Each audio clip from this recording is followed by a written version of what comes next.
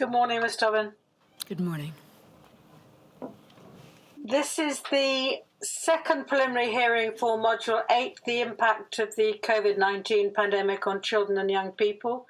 And it's the opportunity for core participants and Ms. Dobbin on behalf of the inquiry to present oral submissions highlighting the most significant issues that they wish me to consider in the build-up to the hearings this coming autumn. So I'll now ask Ms. Dobbin to outline the issues as she sees them. I must emphasise, as far as everyone is concerned, that as ever, I will have to be imposing a tight timetable. I don't wish to interrupt everyone, but if I have to, I shall. Ms. Dobbin. Thank you. My Lady, this is the second preliminary hearing in Module 8 of this inquiry, and it's considering the impact that the pandemic had on children and young people throughout the United Kingdom. This is a hybrid hearing. There are a number of core participants who are present in the inquiry hearing room today, and of course there are a number who also appear online before you too. And I really hope that they don't regard it as a discourtesy if I don't reintroduce them all again. There are very many of them, and I think that you are now familiar with everyone who appears in this module.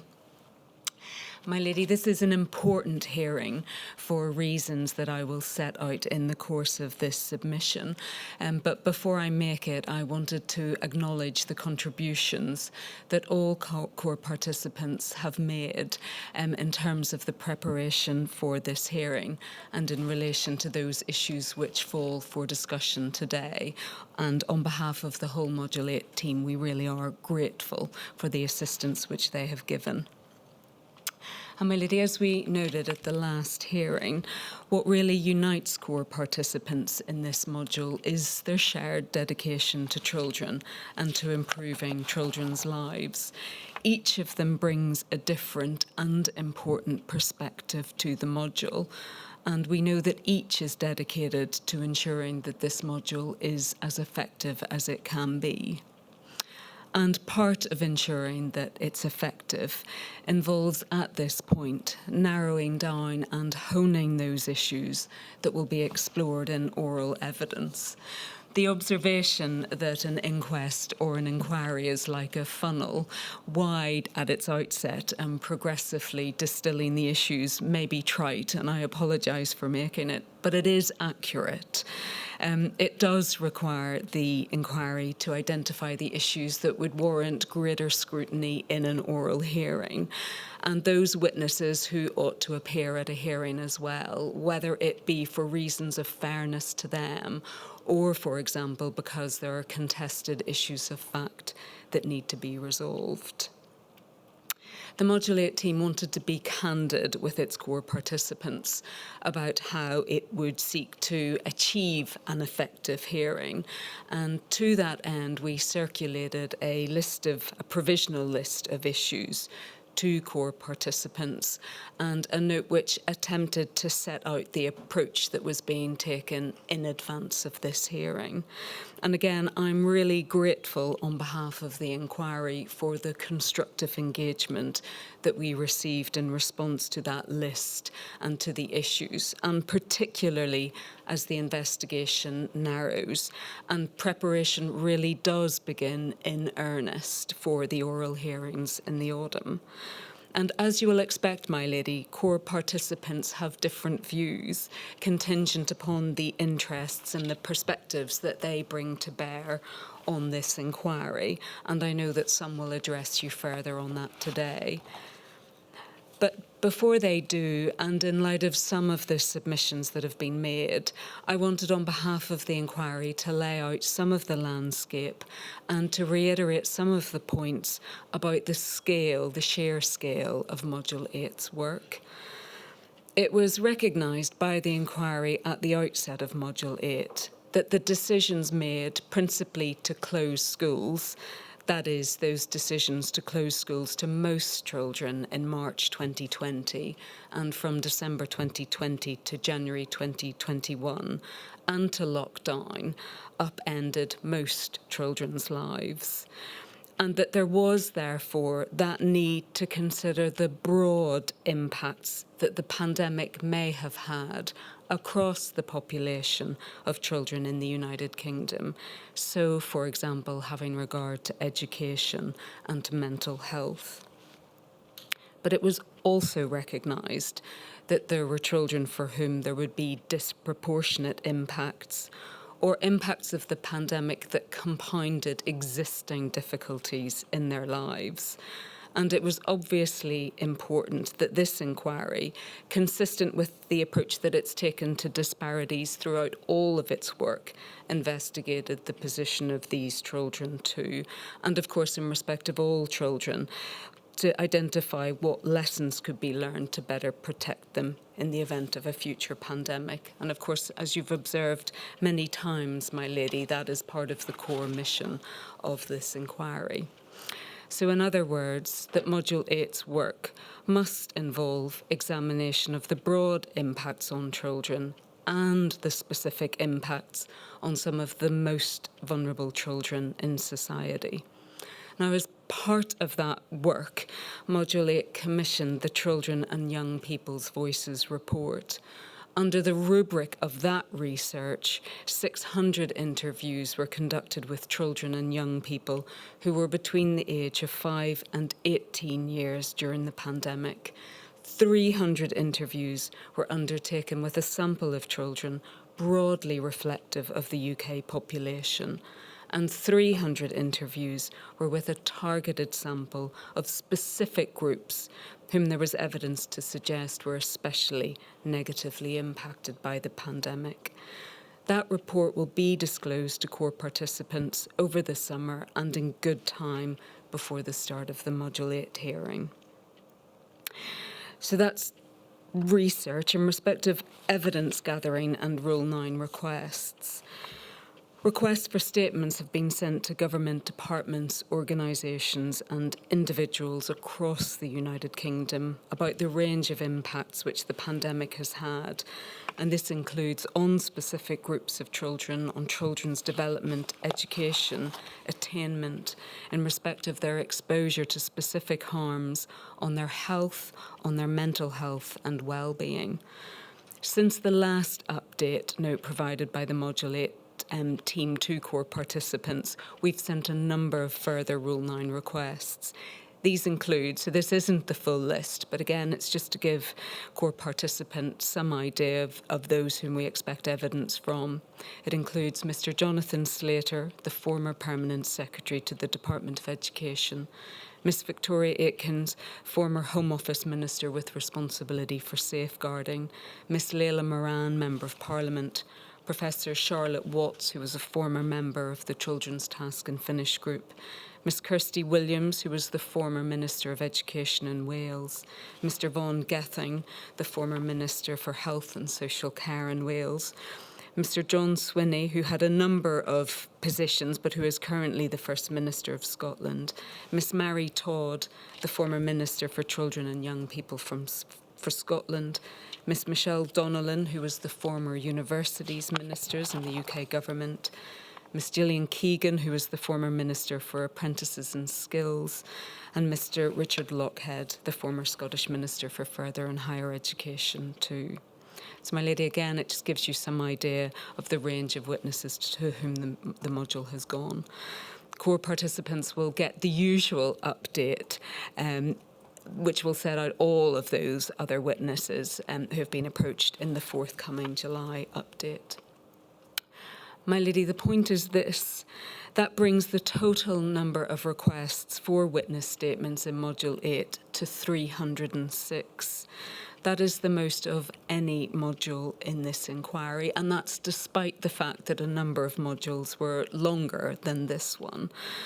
Those who've been asked for witness statements include a number of former ministers, senior officials, like the Chief Scientific Advisor to the Department for Education, the Chief Medical Officer, Professor Sir Chris Whitty, the Chair and Vice Chair of the SAGE Children's Task and Finish Group, major government and devolved administration departments across the UK, the Children and Young People's Commissioners across the UK, regulatory, inspectorate and public health agencies, again across the UK, NHS England, relevant medical royal colleges and professional associations of those who work in children's health and mental health, charitable organisations and individuals involved in children and young people's mental health and well-being, inspectorates of prison, independent monitoring boards, and a number of schools and multi-academy trusts across the United Kingdom.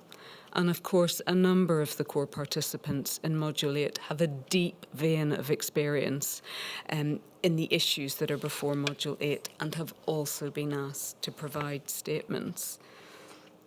In relation to expert evidence, expert reports have been commissioned on the impact of the pandemic on the development of children who were under 5 during the pandemic, on children's mental health and well-being, and on education too. My lady, I can tell you that core participants have seen and commented on 2 draft reports to date. Furthermore, the module is obtaining a short addendum expert report on long COVID in children as well. That's in addition to the expert report that was prepared for modules 2 and 3 on long COVID by Professor Breitling and Evans, who also addressed long COVID in children and the provision of specific paediatric services as well. So the paediatric expert who was consulted in the preparation of that report, Dr. Siegel, has been instructed to prepare that addendum as well on some further specific issues related to children. My lady, I think it's important to make clear that Module 8 doesn't anticipate sending further requests for evidence, given the sheer scale of the evidence requested to date. You'll have seen that in their submissions, some core participants suggest further witnesses who could be approached. Those have been considered carefully, but it was the view of the module team that either the issues that we suspect that witness might go to is covered by another witness. Some, in fact, have already provided statements to the inquiry in another module, so they could be admitted in this module. Or in some instances, it's not clear to us why core participants consider that a given individual should be approached for evidence. Or we've concluded that it isn't proportionate or necessary to send a request to a specific person because of the other evidence that's been gathered in the module. I thought it was important to make that clear at this point. Just turning then to the provision of statements. My lady, you know that this inquiry depends on core participants providing their statements in good time. It's so important because of the time that the inquiry needs to review the statements and the exhibits, to then provide feedback, to finalise statements and deal with redactions before they can be onward disclosed. A number of key statements, including from government departments, are now overdue. The inquiry is mindful of the pressures that there are on a number of key material providers and across a number of modules of this inquiry. But obviously delays in receiving evidence hinder the progress of this module, and particularly in assisting us in making sure that the key issues are identified. And of course that has knock-on effects in terms of disclosure to core participants and their preparation as well. The inquiry is taking steps to pursue every overdue statement and will provide an update for core participants in the next monthly update note. But of course, my lady, if the inquiry can't be certain when it's going to receive those important statements or deadlines are repeatedly missed, then you may wish to consider issuing a Section 21 notice to the individual from whom the statement is to come, if you think that it's reasonable to do so, and so that the investigation can progress efficiently. My lady, some non-governmental core participants are seeking significant extensions of time for the submission of their draft statements, and one includes a request for an extension until the beginning of August 2025. But, my lady, as I've explained, that's just really not tenable in this module because it needs to be able to act on the information provided, and that may include putting key issues to other witnesses. And again, because of that need to finalise and disclose statements to other core participants, and so that we can identify which witnesses ought to be called to give evidence as well. It's this module's intention and plan that it will have received all draft statements by the end of June or the beginning of July for these reasons. And of course, it's important to say that in any inquiry, there's a real limit to what you can do when you have very late notice of new issues or new information, and your ability to effectively act on that as well. And that's why it's really important that those statements come in whenever they're due. And, my lady, again, I say that in order to be transparent and realistic about the effects that the late provision of evidence has on the inquiry and on other core participants as well. My lady, may I turn then to the approach to the hearings? Module 8 has the task of taking all of this evidence and the very considerable disclosure made to it and marshalling it into the ambitious timetable which you have set for the hearings.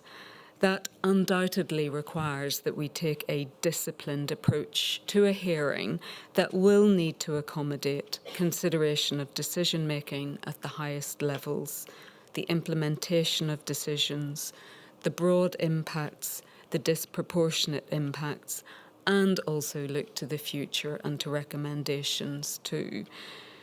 It was stated at the outset of Module 8 that consideration of impact would necessarily entail some consideration of decision-making too. Put shortly, that consideration of impacts is, for obvious reason, difficult to decouple from the decisions that may have produced those impacts. And again, coming back to that core function of making recommendations, understanding whether decision-making could be improved is foundational. And again, it's to that end that Rule 9 requests have been sent to ministers and senior officials in relation to those principal decisions that were made during the pandemic, which affected children and the justification, of course, for them. But, my lady, in addition to that, it became apparent to the inquiry that consideration also needed to be given to the practical implementation of government decisions as well, at local authority level and at school level. So to that end, Module 8 surveyed every local authority in England, Wales and Scotland, and then followed this work up with Rule 9s to selected local authorities. And that was really to ask them more granular questions. So, for example, about the provision of social work to children during the pandemic. And, my lady, I just want to make clear, I didn't mention Northern Ireland, but that's because the local authorities in Northern Ireland don't have the same functions as their counterparts in the provision of education and social care. So that work was undertaken. And then Module 8 also sent requests for statements to a sample of schools across the United Kingdom. And the statements that have been provided in response to that are really illuminating as to some of the difficulties that were faced on the ground in implementing the policies that were designed to mitigate the impact of lockdown and school closures on children. And, my lady, again, on behalf of Module 8, I wanted to thank all of the respondents to those Rule 9s. We understand that it has placed pressure on individuals and organisations, but the explanations and the insights that they provide are really important. And the written statements form as important a part of the evidences in Module 8 as other sources of evidence, because, of course, written statements are considered by you, they inform questions to witnesses, they can be put to witnesses and will be used for the purposes of report writing as well. My lady, the note to core participants made the point that although there were some regional variations in terms of approaches taken to children, and by way of good example, the use of child rights impact assessments in Scotland and Wales, the principal impacts on children don't appear to vary to a significant degree across the UK. I just wanted to make sure that core participants understood what we meant by that. It's well understood by us that some decisions and preparations, for example, for school closures, varied across the devolved administrations, and that there is merit in considering the use of child rights assessments in that regard. But what we were emphasising was that the principal impacts of the pandemic on children and young people doesn't appear to vary across each of the 4 devolved administrations. The evidence the inquiry has received so far about impact on children and young people's learning and attainment and physical and mental health, for example, indicates a fairly consistent picture. But equally, of course, it's understood by us that in each part of the United Kingdom, there are areas of particular socio and economic disadvantage. We are, of course, not ignoring that many children would be disproportionately affected by the pandemic for reasons linked to poverty, cuts across the module's work and the questions that are being asked of witnesses. Again, it's that sort of thread that runs through all of our work. But what the inquiry will avoid doing is calling exactly the same evidence about impact and decision making from each of the devolved administrations.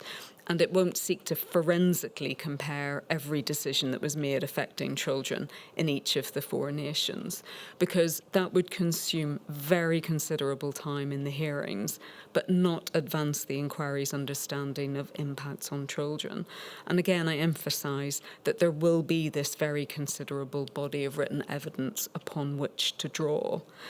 Ministers from devolved administrations were called in Module 2 as well to give evidence about school closures, whereas, for example, Sir Gavin Williamson was not. And whilst the inquiry is not in a position to say yet which witnesses are likely to be called, I have, on behalf of the inquiry, previously said that Sir Gavin Williamson would be called to give oral evidence in the Module 8 hearing. But it will consider whether or not particular witnesses from the devolved administrations could be called to give, for example, evidence on important points of difference or issues which are of very specific interest to them. So, my lady, just returning to the hearings then, it's obvious that they cannot be scattergun. They need to have a coherent structure and be focused on the most important issues, or those that require resolution of factual dispute, or that go to enduring issues, or those which it might be important to address for the future pandemic. So we have started to give thought to how we could refine the issues and to give thought to how the hearings might be structured.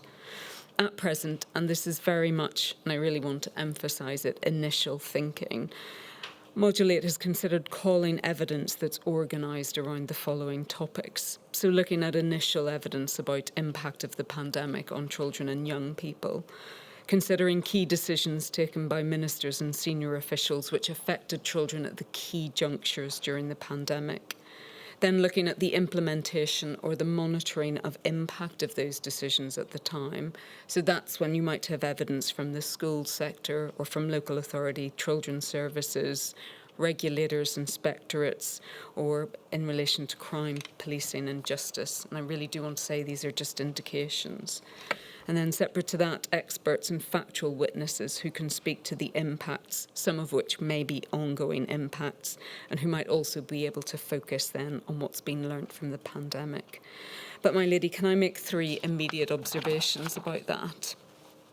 Those themes don't necessarily indicate the order in which the evidence would be heard. There are obviously different ways that this hearing could be structured, and that needs to be carefully considered, including taking into account witness availability.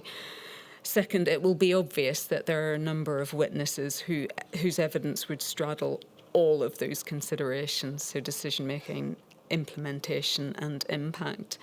And third, my lady, we thought it useful to share this because once you give thought to structure and how witnesses could be scheduled by reference to the content of their evidence, the importance for the need for focus becomes all the more important. In relation to decision-making, the note before this hearing to core participants noted that much of the focus would be on those decisions to close schools to most children and the consequences which rippled out from that. And it was said that there was little in Module 8 that could be decoupled from the closure of schools, given the many impacts that stemmed from them. Of course, that observation applies to the vast majority of school-age children, precisely because they attend school, and reflects the centrality of school to children's lives, not just as somewhere where they receive education, of course vital that is, but where they learn to socialise and learn other skills. Of course, schools are a place of respite to many children, providers of food and other forms of support. Schools play a vital role in the provision of information about children who are in need or at risk. They're a critical part of the safeguarding machinery in the UK. The non-attendance of children at school and whether that rendered them more vulnerable to criminal exploitation is another example of the linkage between closures and the diffuse impacts they may have had on children. The question of the relationship between school closures and ongoing problems which exist in terms of persistent absenteeism from schools, behaviour in schools, and rates of exclusion amply demonstrate why it's right that school closures and the mitigation of their impacts should be a particular focus of the module. One of the principal ways in which the UK sought to protect vulnerable children was to permit them to attend school. The evidence gathered thus far suggests that children identified as vulnerable attended school in very small numbers during the first period of school closures. It may have been better in the second period of UK-wide period of closures, but this is a point to be investigated. But again, it's really important that the inquiry is able to assess the effectiveness of that policy of permitting vulnerable children to attend school and, for example, what may have worked in increasing their attendance. But not everything in Module 8 will be considered through the lens of school closures.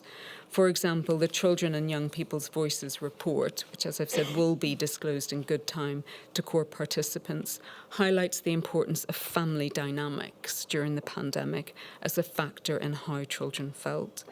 Module 8 commissioned an early years expert precisely because it was understood that this is a cohort of children who were in large part preschool. And consistent with this, the list of issues includes how the development of children who were under 5 during the pandemic were impacted by the closure of early year settings and by the pandemic more generally. That report does go beyond consideration of the impacts of closing nursery schools and other forms of provision. But Module 8 respectfully agrees with core participants that play is important and relevant and not just to those 5 and under. So it has sought evidence specifically about the restrictions on the ability of children to access play. But there are also important linked issues which the module will consider between the disruption of services like health visiting and the protection of infants and young children, who are, of course, especially vulnerable to deliberate harm and neglect. So evidence has been sought about this, and for example, the former Safeguarding Minister and former Secretary of State for Children and Families have been asked questions about the risks to which very young children were exposed during the pandemic. My lady, one of the core participants have raised the question of whether or not this module will consider antenatal care, and I just wanted to be clear that that isn't within Module 8 because it's already been the subject and was considered in some detail in Module 3, so just to clarify that. Module 8, as I've said, has sought evidence from local authorities because it recognises the greater risks that some children would have been exposed to at home because they were out of the sight of schools, neighbours, extended families and other services. And it is for that reason that it was considered important to understand more about how social work was provided during the pandemic. So, for example, were children at risk being seen in person? Did the use of technology to assess children risk signs and indicators of abuse being missed? That's all work that relates to children of all ages. But, my lady, it goes to this broader question, and again, I suppose a theme that runs through Module 8. In circumstances where children were exposed to greater risks because of the pandemic, was there a diminution in the standards of protection and oversight afforded to vulnerable children? My lady, that leads to the next point. Where the pre-hearing note indicated that an issue was likely to be subsumed into another issue, that doesn't mean it's not going to be considered. A number of core participants, but we're especially grateful to Quorum for their observation on this, have expressed concern about the indication that the impact on children and young people in contact with the immigration system will not be subject to separate consideration. My lady, rather that as the investigation proceeds to hearing, these children will be considered in relation to children in local authority care or as children from families who did not have recourse to public funds. In other words, considered as part of those children in society at most risk of marginalisation and socioeconomic disadvantage. I wanted to address any concern that migrant children wouldn't form part of the module's considerations, because that's not the intention. In line with what Quorum has set out in its submissions, Module 8 is proceeding on the basis that children in the immigration system may be amongst the most vulnerable children in society. But it is right to say that the risks to which these children are exposed in relation to poverty, their accommodation, being in care, going missing from care, or the delays in the immigration system or financial support aren't specific to the pandemic. And I'm sure it's well understood that Module 8 can't be an inquiry into how children are treated within the immigration system generally. It is well recognised that they are one of the groups of children in society for whom the pandemic would have compounded hardship. As the Quorum submission implies, children living in hotels during lockdown would self-evidently be subject to a very significant degree of hardship. And equally, there will be many other children throughout the UK who were living in overcrowded, poor quality, unsuitable accommodation. And for all of these children, school closures and lockdown limited the opportunities for respite from those type of conditions. So a number of Rule 9s have been sent by the inquiry in relation to immigration, including to the Home Office, Every Child Protected Against Trafficking, the Refugee Council, the Independent Chief Inspector of Borders and Immigration, and His Majesty's Inspectorate of Prisons. And they've been sent so as to deepen understanding of the impacts on these children. And of course, again, I re-emphasise that that's all evidence that will be available to core participants during the hearing. But I think where the line lies, we don't anticipate investigation in the hearings into the immigration system about financial support, delays and accommodation and so forth. My lady, may I turn then in short order to some of the specific points that are made by some core participants about the list of issues. I'm not going to preempt every point, only those that it might be useful to foreshadow or to give an indication of thinking. Clinically vulnerable families, the TUC Long COVID Kids and Long COVID Kids Scotland in particular invite the inquiry to focus on how schools can safely be kept open. And by this we understand them to mean that the inquiry should examine issues regarding infection prevention and control measures that could be introduced in schools. So for example, whether ventilation could be improved or whether air filtration systems could be used to avoid school closures. Again, my lady, I'm sure that this is understood, that Module 8 can't be an inquiry into how the entire school system could be future-proofed against a future pandemic, if that were possible, because of how extensive, time-consuming and technically reliant exercise that would be, and of course because of the expert evidence that would require. But it is recognised that it would be useful to understand what steps were taken to reduce the risk of transmission in schools through the introduction of infection prevention control measures, such as improving ventilation, and broadly how these measures were decided upon and implemented. In a letter to the inquiry in March, Clinically Vulnerable Families, the TUC Long COVID Kids and Long COVID Kids Scotland, submitted that the inquiry should consider instructing Professor Jim McManus as an expert in ventilation in schools. Having considered this, the module has sent a Rule 9 request for evidence to Professor McManus to obtain evidence about the work he undertook to improve ventilation in schools and to understand what broader lessons might be extrapolated from this. The module's also aware that there was a Department for Education-led pilot study to investigate CO2 monitors on ventilation during the pandemic. And the module will ask the Department for Education some follow-up questions about CO2 monitors and air cleaning units as part of the process of finalising the Rule 9 statements, with a view to understanding to what extent this forms part of future pandemic planning. There was also a concern expressed that the draft development report didn't make any reference to the developmental impact of long COVID on children, despite an understanding that it would.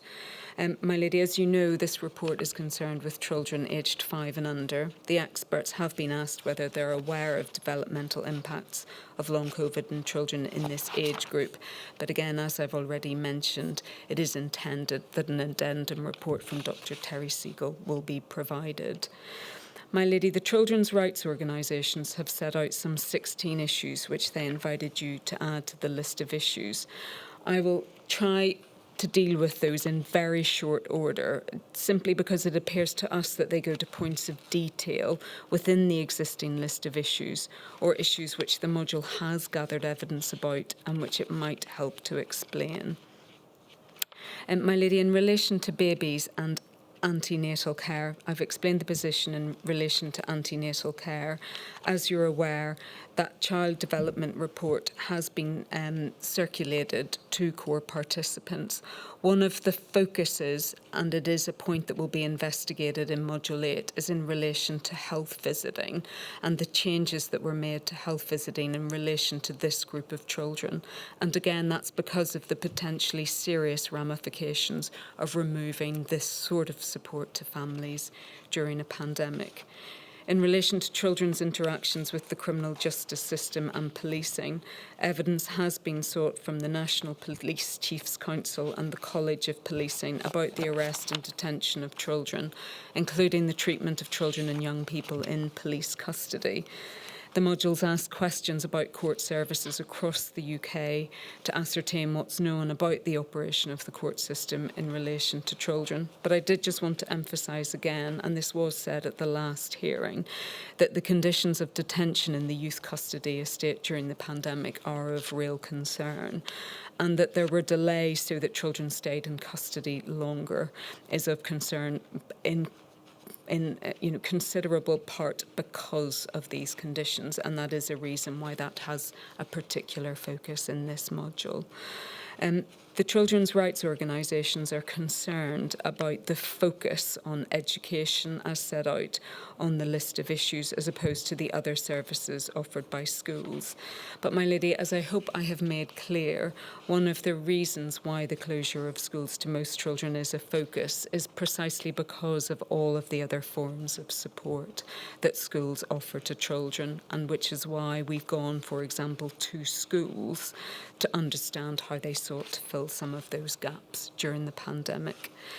My lady, in relation to how free school meals were provided, which is another suggested addition, Module 8 has asked a number of witnesses to deal with that, about the impact of uncertainty about free school meals and the alleged flawed delivery of policies about free school meals. The module didn't consider that this ought to be a particular focus during the hearing, even though there was controversy about free school meals during the pandemic and that there appear to have been problems with the mechanism of delivery. If I can just say very shortly what the reasons for this are. The principle that free school meals should be replaced is one that was ultimately agreed to by government. In relation to the holidays, this may have been after Marcus Rashford's campaign, but ultimately the UK government did agree to that provision. So in other words, the principled position appears to have been resolved, and it wasn't contentious that the replacement of free school meals ought to have been made. As to how policy is delivered, or how the replacement of free school meals is delivered, it appeared to Module 8 that this was quite an operational issue that varied across the UK, and that it wasn't likely to be amenable, for example, to specific recommendations. And it's really for all of those reasons that we didn't think that free school meals would be a focus during the hearings. And of course, because there are other competing issues that do need to be a source of focus. So I hope that makes it clear. The children's rights organisations suggest that a further heading ought to be school reopenings. I just wanted to say the list of issues expressly includes decisions to reopen schools and the factors which informed this. And Professor Sir Chris Whitty, for example, has been asked to deal with this in relation in particular to September 2020, and so too have key decision makers in government. The list of issues specifically includes education disruption in autumn 2020, covering the broad point that schools didn't go back, as it were, to business as usual in autumn 2020. It's also suggested that Module 8 should add readiness to leave school to the list of issues. It wasn't entirely clear to the module on reviewing this whether the children's rights organisations are pointing to specific evidence about children living in socioeconomic disadvantage not feeling equipped to move on to employment, or whether they're saying that there's specific evidence about outcomes for these young people that ought to be taken into account, but their oral submissions may make this clearer.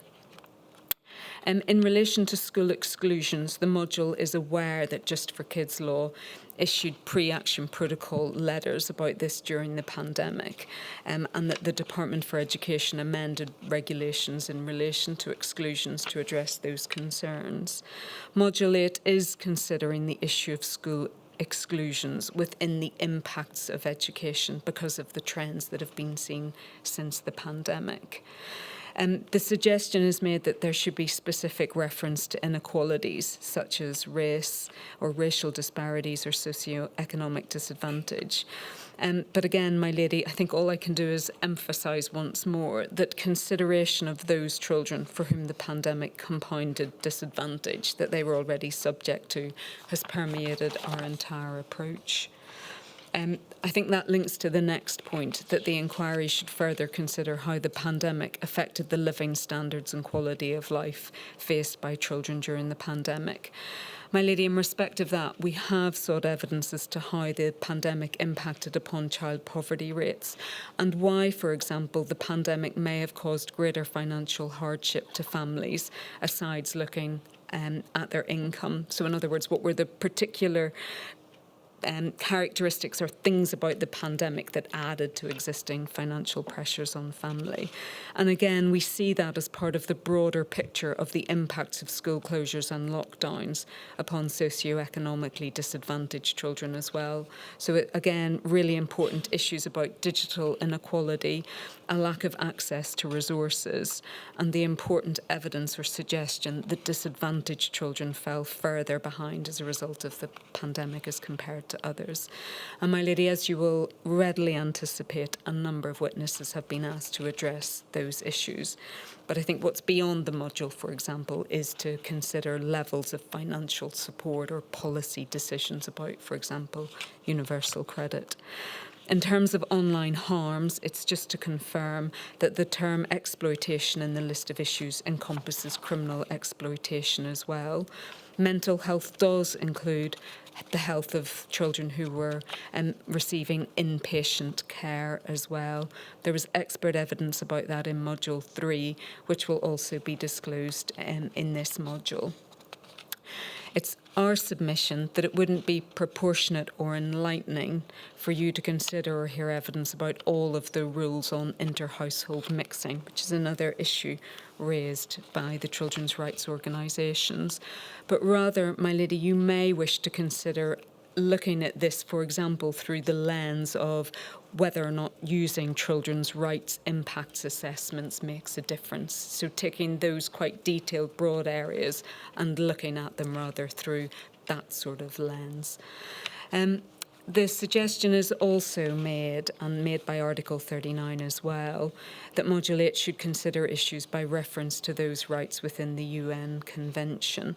My lady, particularly Article 39 may want to explain whether they anticipate this whether this would make any difference to the sorts of witnesses who would be called, or practically what evidence is taken up, or whether they're suggesting to you that that might form a potential analytical approach.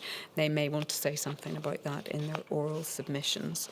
And just on Article 39, their submissions make the point that mechanisms in place to ensure that children and young people's views are taken into account, and that there are mechanisms in place for consultation with commissioners should be added to the list of issues. I just wanted to say on behalf of the module that they've picked up on an important point here, and I wanted to confirm, if I may, that questions have been asked of ministers about, for example, not consulting the Children's Commissioner in England prior to the enactment of the Adoption and Children Coronavirus Amendment Regulations 2020, and that consideration is being given to the nature of consultation with children and how decision makers can integrate the experiences of children as well. I'll let, of course, Article 39 develop those submissions.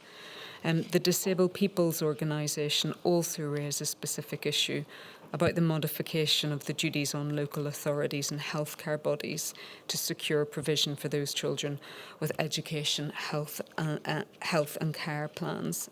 Again, I just wanted to be clear that the Rule 9 request to the former Minister, Miss Ford, includes questions about the contemporaneous evidence that the Children's Commissioner was raising what she described as the downgrading of duties on local authorities in respect of children with those plans. So we have asked questions, for example, about how that decision was made or the assessment of impacts. The Children's Commissioner for Wales has asked questions about evidence being requested for the Welsh Government, and my lady, I've already set out, for example, that we are taking up evidence from Kirsty Williams and Mr Von Gething as well. My lady, very shortly then, just by way of update, so the Children and Young Voices report ought to be disclosed in the summer. It isn't an expert report. It's a report based on what children have told the inquiry, so core participants aren't being asked to comment on it. They have been provided with 2 of the 3 expert evidence and expert reports, and will shortly get to the education one. The Every Story Matters stream of work is progressing well, and the report ought to be disclosed to core participants, I think, in early August. The inquiry has received a very significant number of statements which are under review and will be disclosed as soon as they can be. The Module 8 hearing will commence on the 29th of September and end on the 23rd of disclosure. 23rd of October. I was about to turn to disclosure. I apologise, my lady. I'm trying to get through this as quickly as I can so that I can let my learned friends make their submissions. So disclosure. The inquiry has disclosed 6,536 documents thus far. That's over 142,000 pages of evidence to core participants. It will continue to disclose tranches of material on a rolling basis.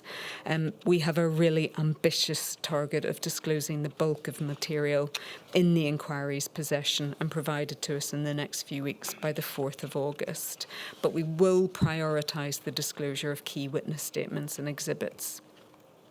And will also carry on assessing the relevance of material relating to children that's been provided to other modules. Material from other modules which the Module 8 team consider relevant to this module will be disclosed to Module 8 core participants. We will move to provide a provisional witness list as soon as we're able to do so, again, bearing in mind that the 4-week window for evidence commences on the 29th of September 2025. And of course, core participants will have the opportunity to comment on that. My lady, I think all I can do at this point is to reiterate that the inquiry will overall be sitting for 16 days during that window. Of course, 2 of those days will be needed for opening and closing submissions. So we really invite core participants to take a proportionate and sensible approach when suggesting how many additional witnesses should be added.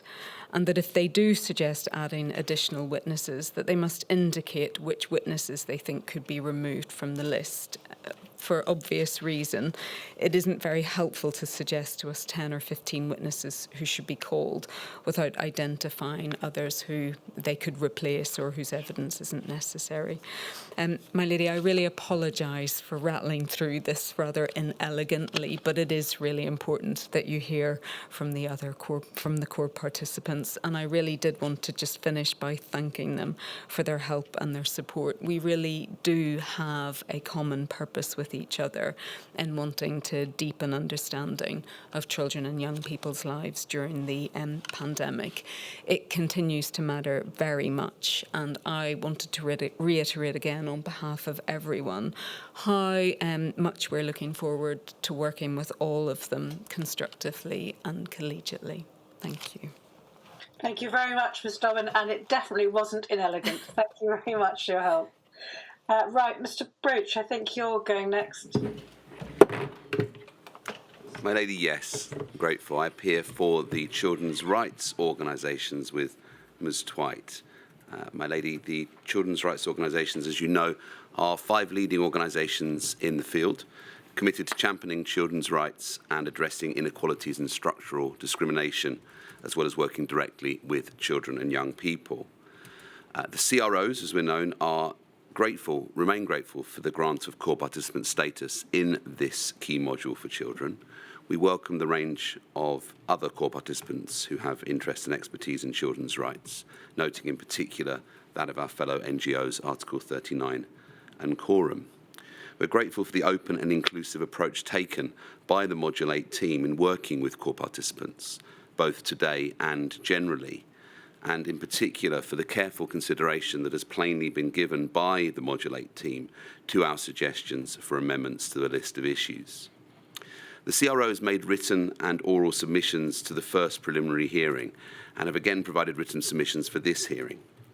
Our position remains, in summary, that the rights and interests of children and young people were routinely overlooked or deprioritised throughout the pandemic, and indeed were actively undermined at times, particularly when statutory entitlements were taken away or diluted. The lack of focus on rights and interests of children, we say, was systemic, not an unfortunate oversight, but resulting from a failure to embed their rights and interests in the centre of the machinery of government. And thirdly, and very importantly, my lady, the impact of the pandemic on children and young people was not uniform. Certain groups suffered more, including babies, and we welcomed confirmation from Council to the inquiry of the focus on health visiting in this regard. Children and young people from black and racialised communities, looked after children and young people with special educational needs and disabilities, and children living in poverty, including those from the lowest income families. The CROs remain particularly concerned about the position of groups of children who are so often invisible to decision makers, including the above groups, as well as children in contact with the social care system, the youth justice system, and the immigration system.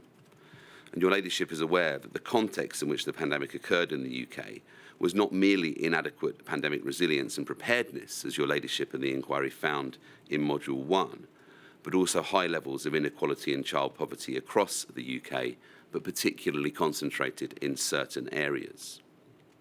In this context, the CROs continue to welcome the breadth and focus of the inquiry's proposed scope for Module 8 and the underpinning theme of inequalities which runs through it.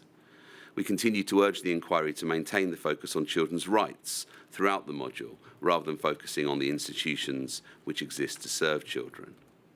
And further, we urge the inquiry to maintain a focus on rights that are particularly important to children and young people themselves, such as the right to play, which was subject to severe and, we say at times, disproportionate restrictions in the name of public health.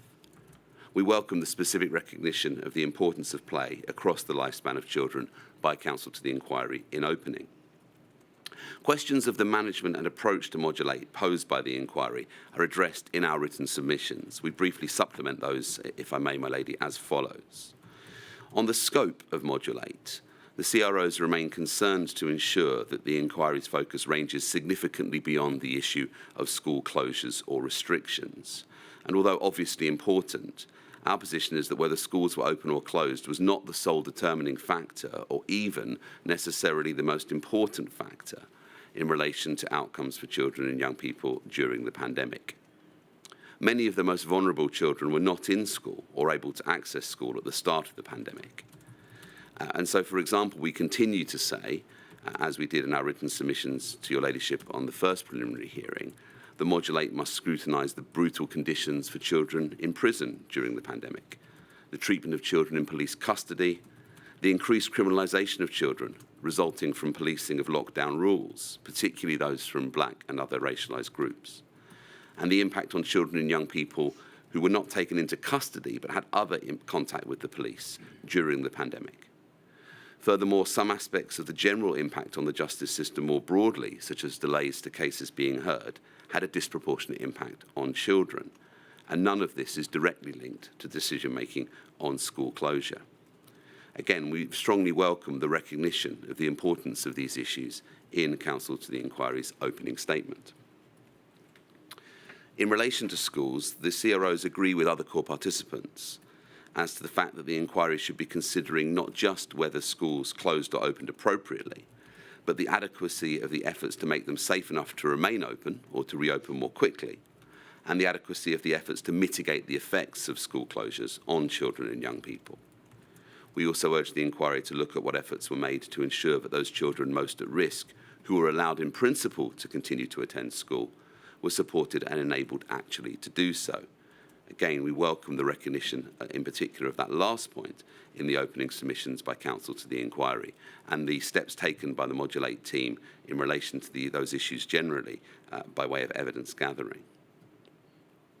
In relation to readiness to leave school, our request is that the inquiry considers adding this to the list of issues so that the impact of the pandemic and decisions taken in response to it on children's readiness to move on to further or higher education, training or employment can be explored, including the disproportionate impact on vulnerable and disadvantaged groups, so that recommendations can be made in this regard to inform planning for future pandemics. We recognise entirely the limitations, the practical limitations on the inquiry's time, but we do consider that that point is one of significance that ought to merit specific investigation. We remain keen to ensure that issues of poverty and inequality are interwoven across the list of issues for the module. And we do continue to assert that the distinct impact of the pandemic on migrant children requires discrete consideration and support what quorums say in this regard in their written submissions. Our concern is not how the inquiry structures its investigation, but to ensure that the specific impact on migrant children of the pandemic and the response to it are taken properly into account. We set out some specific amendments we requested to the list of issues at paragraph 5 of our written submissions, and we're very grateful for the response, the detailed response that's been given to that by Counsel to the inquiry this morning. As we said at the conclusion of that paragraph, the impact on children's rights specifically should be considered, particularly by reference to those rights listed within the UN Convention on the Rights of the Child. We support what Article 39 say in that regard, that each of the issues set out in the list of issues should be considered through the lens of the UK's UNCRC obligations. We say that both as a matter of principle, but also because we consider the CRC provides a helpful framework to structure the work of this module. We don't suggest that this would change necessarily the witnesses called, but we do recommend it as an analytical approach, as Counsel to the Inquiry posited. As per our written submissions for the first preliminary hearing, the CROs would also welcome an express consideration of structural issues with government decision-making, as explored in Module 2, specifically in relation to children and young people.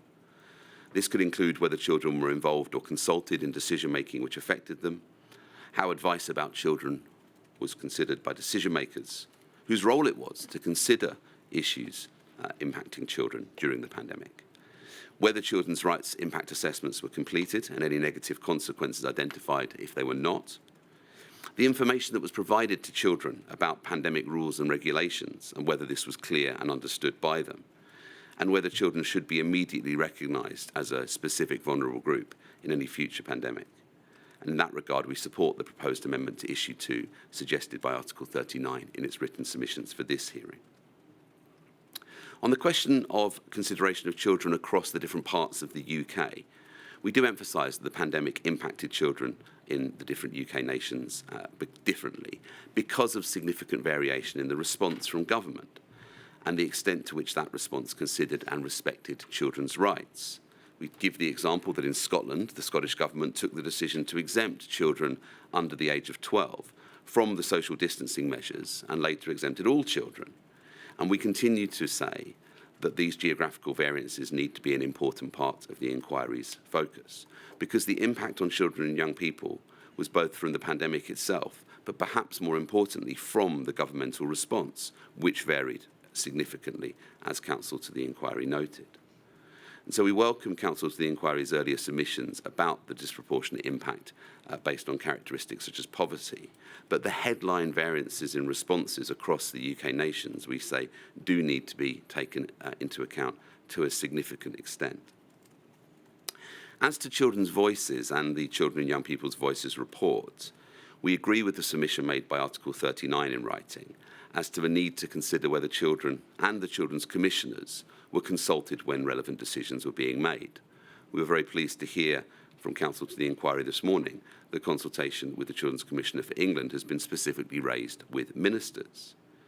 We highlight our call for disclosure of the Children and Young People's Voices report as early as possible, and we do respectfully assert the need for the CROs and other core participants to have a reasonable opportunity to comment on this, and we would invite the inquiry to reconsider any decision that there will be no opportunity for core participants to comment on this report.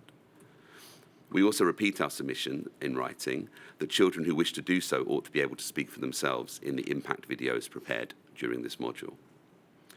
Finally, my lady, as to matters arising from other submissions, we do support the proposal by Article 39 that Rule 9 requests should be made to 3 key potential witnesses: the Chief Social Worker for Children and Families, the Child Safeguarding Practice Review Panel, and the Care Quality Commission.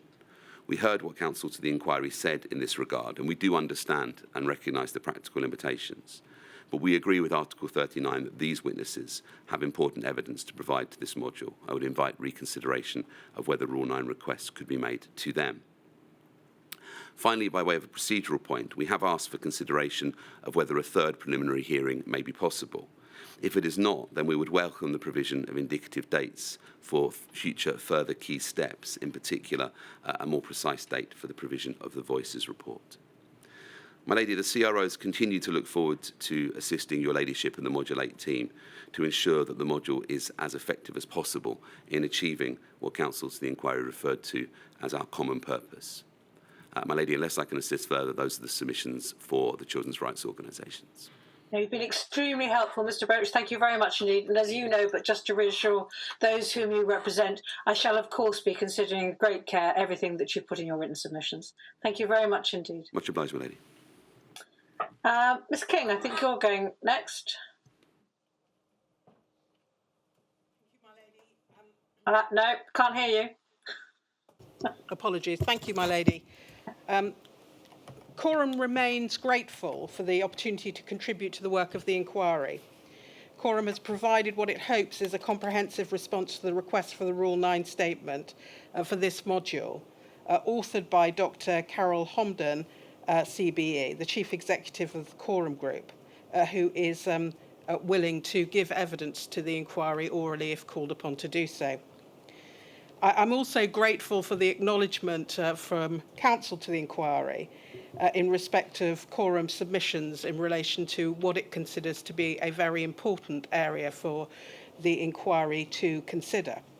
As the inquiry knows, Quorum is the oldest UK's oldest children's charity, working as the Quorum Group of specialist organisation. Its work directly engages with the issues that arrive in the context of child immigration. Quorum observed the impact of the pandemic on child refugees, asylum seekers, and the impact was significant. It is noted that paragraph 7 of the document outlining the provisional list of issues that the inquiry intends to explore includes the impact of the pandemic on children and young people in contact with the immigration system. And at A, whether there was consideration of children in families who had no recourse to public funds. At the same time, the inquiry has highlighted that there is an overlap between families in need with no recourse to public funds and other families subject to socio-economic disadvantage, as well as an overlap between children in care and unaccompanied asylum-seeking children. It is said that the inquiry has concluded that the issues in respect of unaccompanied minors will be subsumed into other topics that it has committed to focus upon. Quorum considers that that would be unfortunate, and that it is unfortunate that for what seem like political reasons, children and young people in the asylum and immigration system are often treated as migrants first and children second. Quorum contends that it would be a misstep for the inquiry to repeat this pattern. The Home Office does not record or estimate the numbers of undocumented people in the UK, meaning there is no concrete data on the numbers of unaccompanied child migrants in the country. However, at least 1 in every 10 children in care has an unresolved immigration or nationality issue, and though those in children's services are well-intentioned and solutions-orientated, it remains the case that those children face different issues and challenges that are distinct from others who are in care. By way of example, children who have come to the UK to seek asylum are likely to have a history of significant physical and/or emotional and psychological trauma, have experienced bereavement, face a language barrier, have come from a different education system, have no established friends or family to rely upon in the UK, have little or no contact with their own families, have reason to fear for the safety of their families, and have been inculcated with cultural stigma in respect of seeking mental health support. Such children may also face a culture of disbelief in relation to fundamental aspects of their identity, such as their age or country of nationality. The issues for such children are stark. If a child achieves their their majority while awaiting decisions about their immigration status, they will not be able to rely upon receiving housing, welfare support, and ongoing local authority support in the same way as their peers who do not have immigration issues. Since the pandemic exacerbated pre-existing decision-making backlogs within the Home Office, a greater number of children were left to become legal adults while waiting for a decision. In 2020, the average number of days that an unaccompanied child seeking asylum had to wait for a decision peaked at 550. They are, in short, fundamentally more vulnerable in numerous ways, and those vulnerabilities were compounded during the pandemic. Children in care with immigration issues who did not arrive as unaccompanied asylum-seeking children, e.g. those that were born in the UK but who are not British citizens, or were brought to the UK with family as children and have come into care for protection reasons, will also face these additional barriers upon turning 18. They are reliant upon the local authority to identify that they have an immigration issue and to resolve it for them before they reach majority. This means that, unlike their British peers, if this does not occur, they will find themselves unable to work, go to university, access welfare support, all of the necessary elements to build an independent life. These issues were exacerbated during the pandemic when the necessity first to identify issues and second to act to ameliorate those issues expeditiously was either delayed or in some cases totally overlooked by overstretched and overwhelmed local authorities. During the pandemic, my lady, unaccompanied asylum-seeking children, including those aged under 16, were disproportionately likely to be placed in independent and semi-independent accommodation when compared to other children in care. This served to increase their isolation and erect additional barriers to them accessing support. Furthermore, independent accommodation for over 16-year-olds was widely unregulated, putting this cohort at greater disadvantage. Moreover, unaccompanied children were the only cohort of children who were housed in hotels during the pandemic from 2021 to 2024. No other children in care were treated in this way.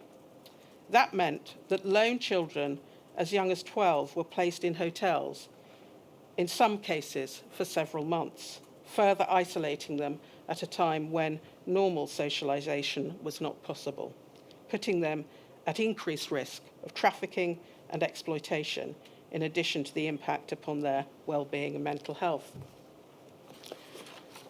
During the time when hotels were being used to house unaccompanied children, 440 children are recorded to have gone missing. The Quorum Group is concerned that the inquiry's proposed refinement to Module 8 scope means that this very serious matter will not be investigated. A large number of unaccompanied asylum-seeking children were also age-assessed as adults during the pandemic, and in consequence were inappropriately accommodated as adults under the Home Office policy assessing age. The number of age-disputed cases rose significantly in 2021, and a large number of these children were wrongly assessed as adults and in consequence placed at serious risk of exploitation, abuse and harm before being found to be children by local authorities. If this inquiry does not take the time to shine a light on the experience of these children now, the opportunity to learn valuable lessons in order to prevent children from suffering similar experiences in a future situation where the government is again working under pressure, will have passed by.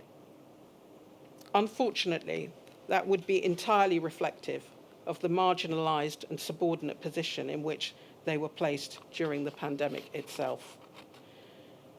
Children within asylum-seeking families were also housed in hotels known as contingency accommodation during and after the pandemic.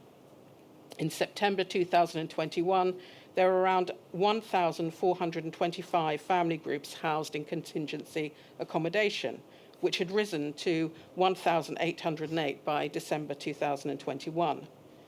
Children in contingency accommodation were not usually supported to register for education or healthcare, in the expectation they would be dispersed to longer-term accommodation within 19 days.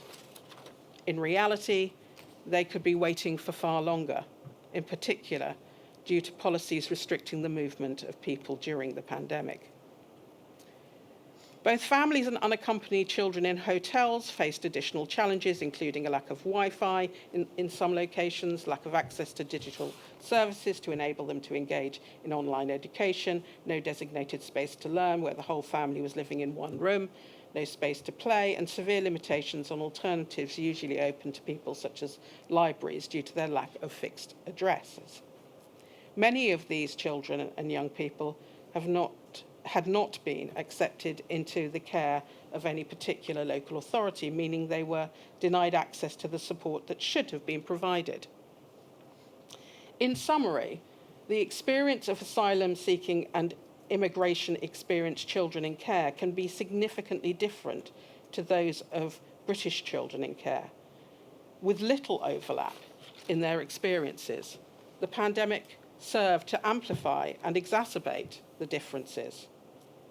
Similarly, children in families with no recourse to public funds face significant additional issues to other families subject to socio-economic disadvantage. No recourse to public funds includes those both with visas with a no recourse to public funds condition and those with no visas, undocumented people. Families with undocumented adults are far less likely to approach local authorities for support under Section 17 of the Children Act 1989, which places a duty on a local authority to provide services to children in need and their families due to the fear of coming to the attention of immigration authorities.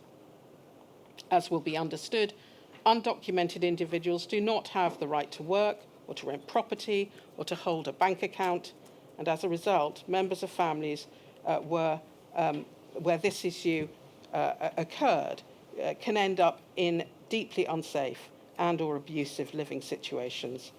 By way of example, a lack of immigration status can be used as a form of coercive control over families, preventing them from leaving their abuser or reporting unsafe housing. A joint report by Project 17, together with the University of Wolverhampton, the Public Interest Law Centre, ASIRT, and the Migrants' Rights Network, found that there was a lack of information available to people with no recourse to public funds, which was accessible so that they could access support when the pandemic occurred. More than 40% of local authority websites had no information about no recourse to public funds at all. The researchers also found that people who had no recourse to public funds struggled to access shelter, food and subsistence support during the pandemic, and the most reported difficulty was being refused support from a local authority because of issues related to their no recourse to public funds status. So in conclusion, Quorum considers that there are questions to ask and there are lessons to be learnt in relation to all of the additional difficulties faced by immigrant children, asylum-seeking children, and unaccompanied minors during the recourse to the pandemic, and is grateful for the acknowledgement from Counsel to the Inquiry in that regard. These are separate and distinct from the problems that arose from those experienced by children in the care system who were not confronted by these compounding issues. Quorum therefore considers that these matters require a separate and distinct analysis and should not be conflated with the issues facing children generally or those faced by children in care in particular during pandemic. Important though they are, and Quorum has identified some of those issues and explored some of those issues in the course of its Rule 9 statement. It is Quorum's contention that to fail to examine the problems which arose for migrant children at the time when COVID-19 took hold and informed government policy would be a missed opportunity and prevent appropriate and timely planning for when the next pandemic or similar emergency occurs. My lady, those are the submissions made on behalf of Quorum. It welcomes the opportunity to further contribute to the inquiry, as I have already said. And it acknowledges that there is a breadth of issues that need to be explored, but that issue to which I have referred is a particular focus given the scope of the intended inquiry of this inquiry module. Thank you. Thank you very much indeed, Ms. King. We shall, thought it's been extremely helpful, and I'm really grateful to everyone so far for helpfully sticking to their timing. So you can have an extra 3 minutes break as a result of Mr. Broach and Ms. King, and I shall return at 12:05.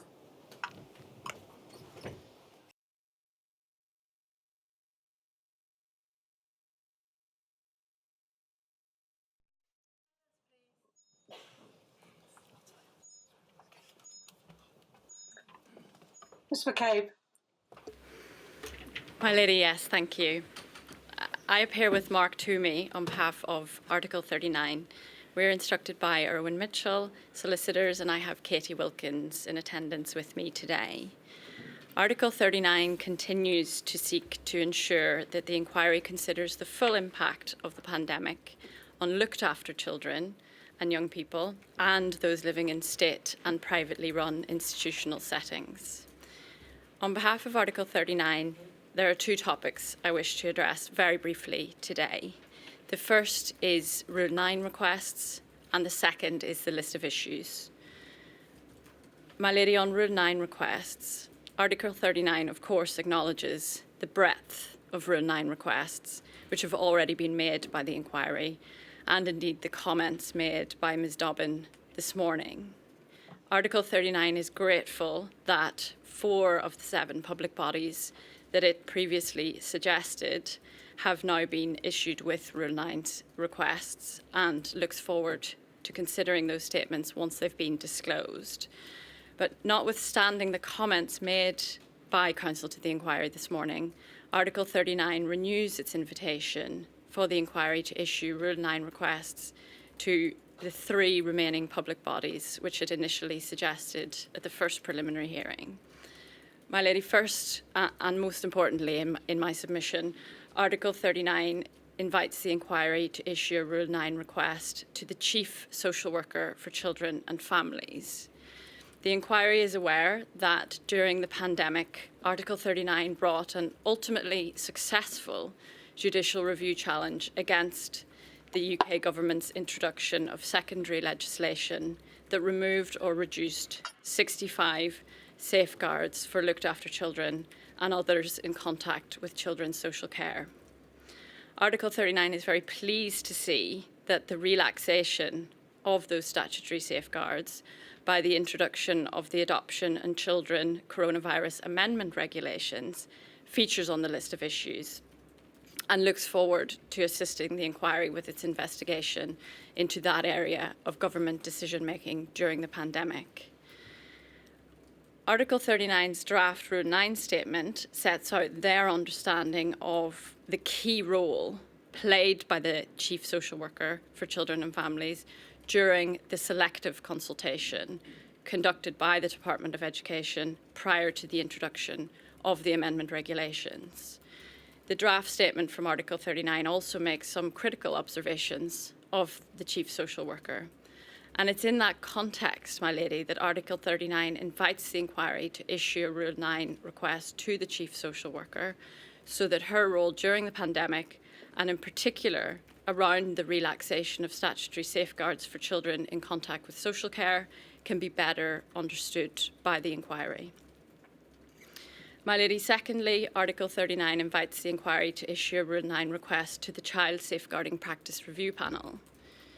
Article 39's draft Rule 9 statement again includes data from local authorities collected by that panel on children dying and suffering serious harm.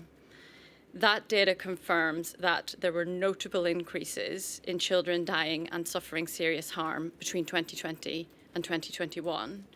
And so Article 39 invites the inquiry to issue a Rule 9 request to that panel so that the data which it collects can be properly interrogated and so that the panel can be asked specifically about the number of looked after children or children living in institutional settings who died or suffered serious harm during the pandemic. In my submission, that is relevant to issue 5 in the list of issues, the impact of the pandemic on children and young people in relation to their access to social care. My lady, thirdly, on Rule 9 requests, Article 39 invites the inquiry to issue a Rule 9 request to the Care Quality Commission. Article 39's draft Rule 9 statement references a 2022 report from the Care Quality Commission, which said that the absence of suitable community mental health services was a particular concern for children and young people during the pandemic, and that it had seen an increase in the numbers of children and young people being cared for in inappropriate settings while they waited for an inpatient bed. It submitted that a Rule 9 statement from the CQC is relevant, my lady, to issue 4 in the list of issues, the impact of the pandemic on children and young people's physical and mental health, and in particular, whether there was sufficient support available to children for the treatment of mental illness.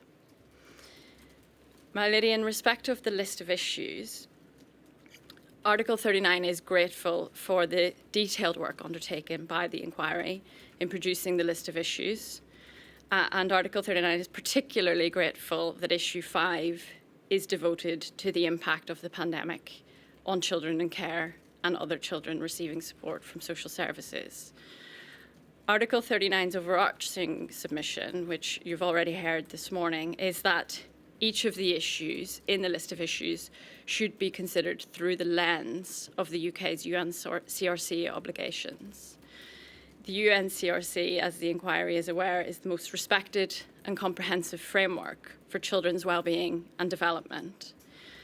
And Article 39 is very grateful for the confirmation this morning that the submissions that they've made in respect of the UNCRC have been given careful consideration by the inquiry team. And in particular for the confirmation, the questions have been asked of ministers about not consulting the Children's Commissioner for England around the enactment of the amendment regulations that I've already mentioned. That, in my submission, is crucial evidence for Module 8. But in response to Counsel to the Inquiry's queries, primarily the submission of Article 39 is that the list of issues being considered through the lens of the UNCRC should be part of the analytical approach to the evidence.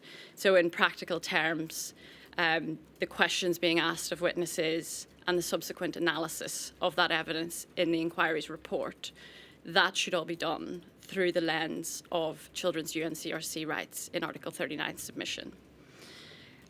Article 39 will take the comments away and give this further thought. And if we have any specific suggestions around the impact of a rights-based approach on the witnesses to be called, we will put those in writing to the inquiry.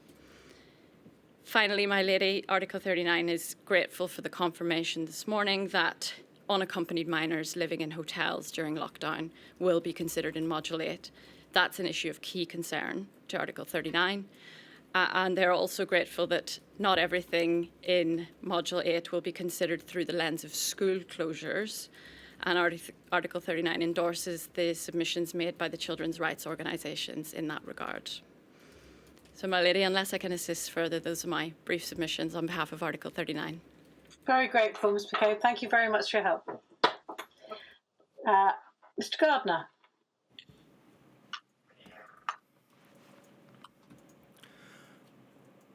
Good morning, my lady, and thank you.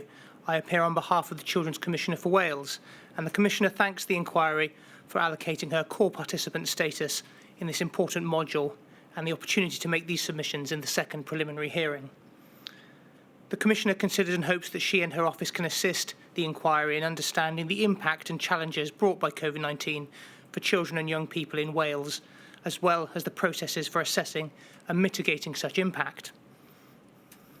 The Commissioner anticipates and hopes that the inquiry will benefit from the learning and experience of the Commissioner on some of the practical arrangements, legislation and guidance which Wales has in place to protect the rights of young people, and which may have benefited children and young persons across the UK were the same measures in place.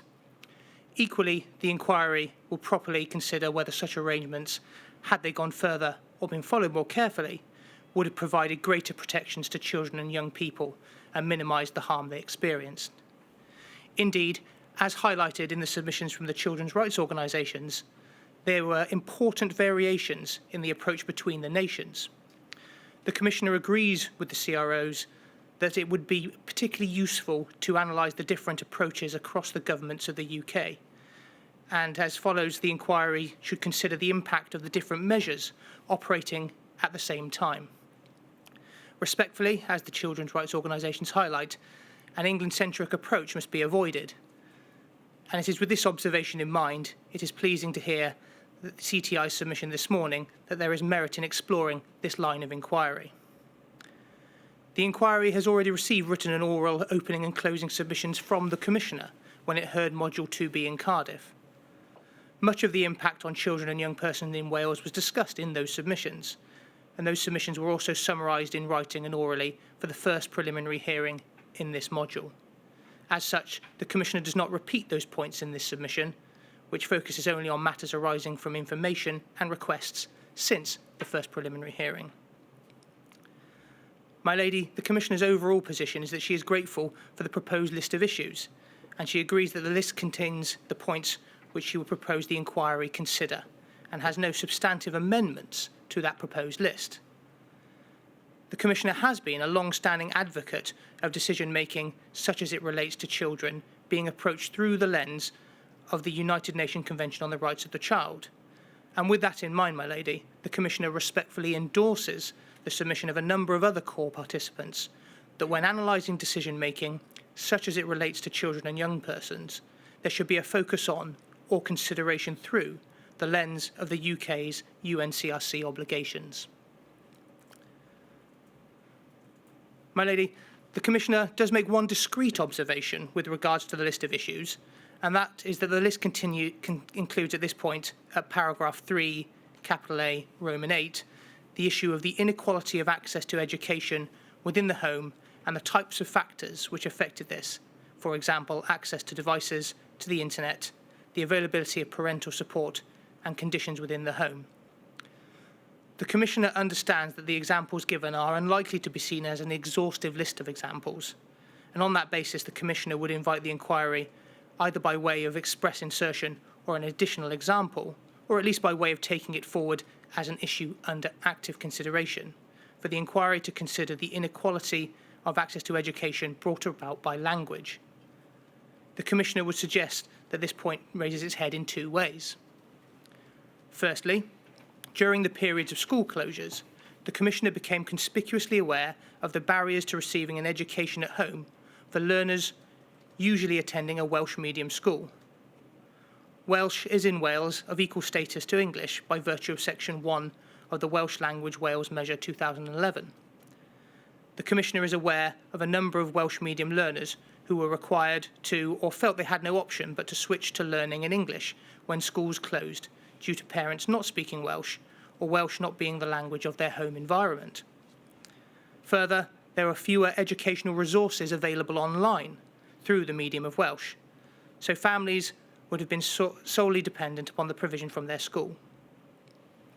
For those whose first language was not Welsh, but whom attended a Welsh medium school, the impact was the loss of their wish and right to learn in their first or preferred language, as well as a general detriment to their access to education and ongoing development and maintenance of their Welsh language competence.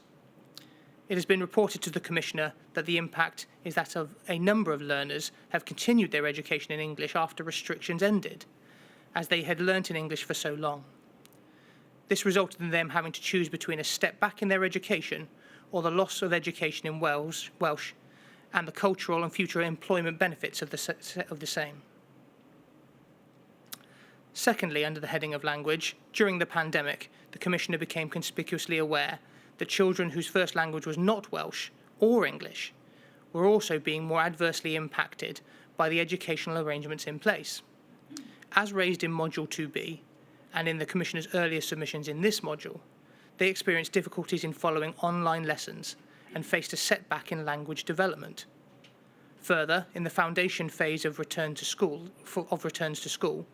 there was a lack of clarity on when face coverings should be used in the Welsh Government's operational guidance. Face coverings in turn presented an additional barrier to those learning from other languages. The Commissioner fears that the measures put in place, or the lack thereof, relating to language has resulted in an ongoing educational and cultural negative impact for students who do not have English as a first language or who wish to be educated in Welsh. This is an impact to which the inquiry, it is respectfully submitted, should devote some time.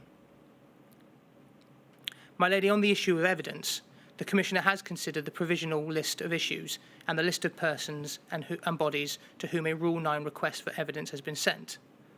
Understandably and properly, evidence will come from the Welsh ministers. The Commissioner does note and understand CTI's observation that Module 8 will not replicate the same evidence in respect of each part of the UK. Rather, it will seek to integrate evidence about children across the UK in a way which is proportionate and which best meets the scope of the module. The Commissioner also notes and understands CTI's observation that it is intended that the oral evidence in Module 8 will be structured in a way that enables consideration of how the decisions to close schools were made and other decisions relating to the consequences of school closures and lockdowns. And the Commissioner finally notes and understands CTI's observation that although some ministers from devolved administrations gave evidence about school closures in Modules 2A, B and C, further evidence has been sought from individuals in the devolved administrations, where necessary, about decisions to close schools and its impacts. The Commissioner entirely understands and agrees that it is necessary to require evidence from and to hear directly from the person who occupied the role of Secretary of State for Education in the UK government during the pandemic, to analyse the decisions made relating to school closures and education at that time. The Commissioner again endorses and highlights the need to avoid an England-centric approach. education is a devolved matter, and decisions relating to school operations and ongoing education or provision were made by the Welsh ministers through the Minister of Education, in conjunction or in partnership with Welsh local authorities. With that in mind, the Commissioner is pleased to hear the inquiry has made further Rule 9 requests to relevant decision makers in Wales. In particular, Rule 9 requests being made to Kirsty Williams and Vaughan Gethin appear entirely appropriate. It is not lost on the Commissioner that the inquiry will only sit for 4 weeks, and it has a large amount of information and evidence, as well as a long list of issues to consider.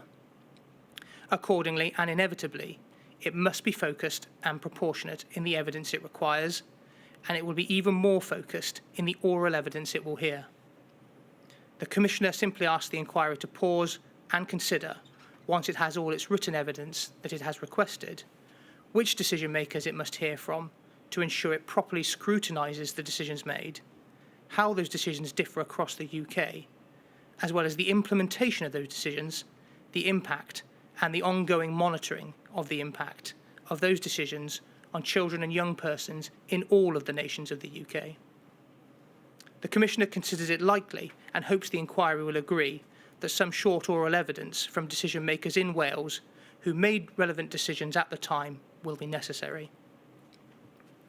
My Lady, in conclusion, the Commissioner once again thanks the inquiry for the opportunity to provide evidence and to act as a core participant, and she hopes that the discrete issues she raises will assist the inquiry in its direction, evidence gathering, and ultimately lead to positive recommendations to improve the lives of children and young people in Wales and across the rest of the UK.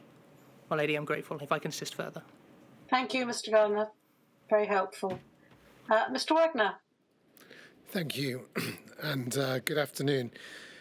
I act for clinically vulnerable families, and I'm assisted with by Hayley Douglas and Lamisa Iqbal, and we're instructed by Kim Harrison and Shane Smith of Slater and Gordon.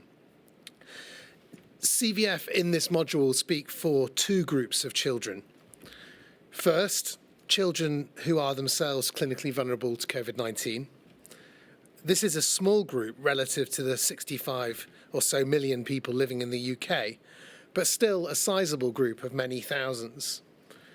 And between March 2020 and October 2022, 88 children died from COVID-19.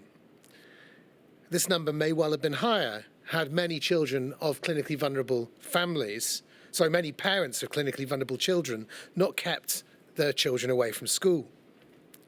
In the first year of the pandemic alone, there were 6,338 paediatric COVID-19 admissions, and of those admissions, 259 needed paediatric intensive care.